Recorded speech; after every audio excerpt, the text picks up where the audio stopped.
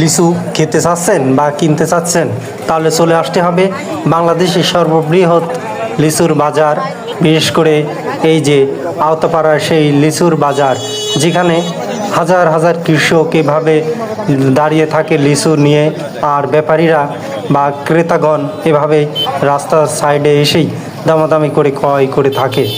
আমাদের এই অঞ্চলে বিশেষ করে ঈশ্বরদীর আওতাপাড়ায় এখানে লিচু উৎপাদনে বিখ্যাত, আর এই হাট বাংলাদেশের সর্ববৃহৎ একটি হাট, লিচুর হাটের জন্য বিখ্যাত।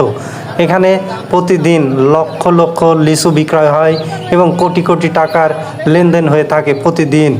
আওতাপাড়া লিচুর হাটটি বিশেষ করে নানা রকমের লিচু উঠেছে। আজকে লিচুর বাজার সর্বোচ্চ 6,000 গিয়েছে, 5,000, 4,000, 3,000 করেও লিচু বিক্রয় হচ্ছে।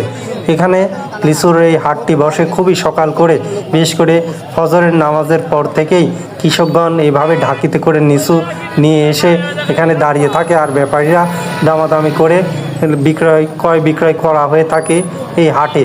এইভাবেই আপনাদের সাথে এই সুন্দর একটি ভিডিও শেয়ার করলাম। বিশেষ করে আওতাপাড়া, ঈশ্বরদী, পাবনা এই হাটটি বাংলাদেশের একটি সর্ববৃহৎ লিচুর হাট।